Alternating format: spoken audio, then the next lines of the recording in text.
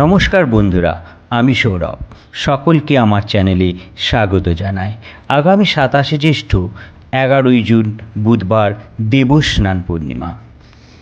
27শে জ্যৈষ্ঠ 11ই জুন বুধবার হলো দেবস্নান পূর্ণিমা।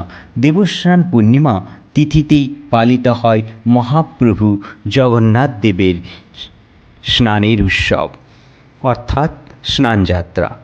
এই দিন হল শ্রী শ্রী জগন্নাথ দেবের জন্মতিথি।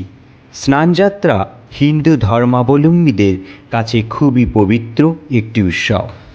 স্নানযাত্রা উপলক্ষে জগন্নাথ, বলরাম, সুভদ্রা এবং মদনমোহনের বিগ্রহ শোভাযাত্রা সহকারে গর্ভগৃহ থেকে স্নানবেদিতে আনা হয় এবং ভক্তদের দর্শনের অনুমতি দান করা হয়।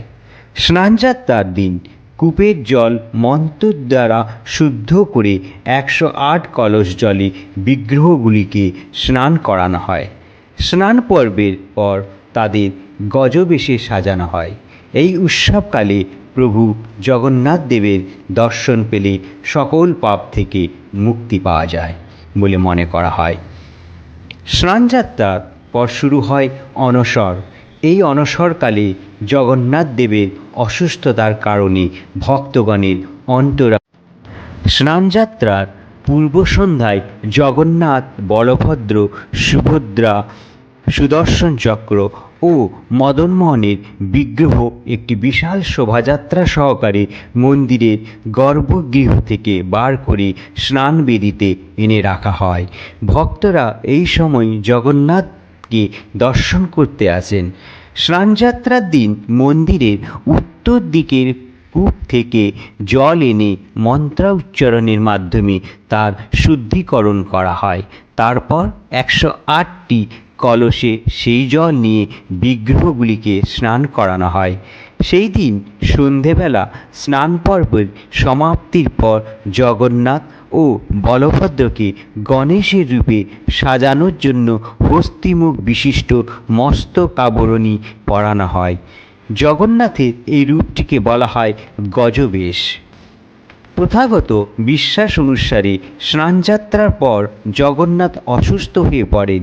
এই সময় তাকে রাজবৈদ্যের চিকিৎসাধীনে গোপনে একটি সংরক্ষিত কক্ষে রাখা হয়।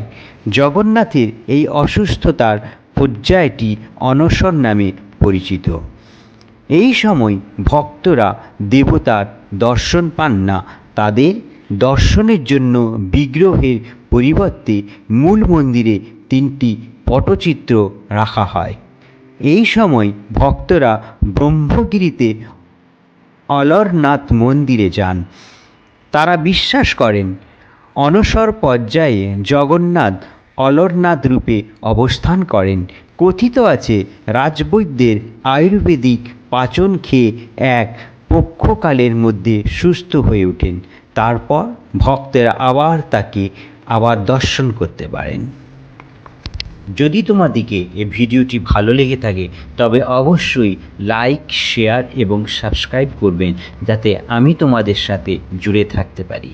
আবার আসবো এক নতুন ভিডিও নিয়ে। ভালো থাকবেন, সুস্থ থাকবেন। শুভ স্নানযাত্রা।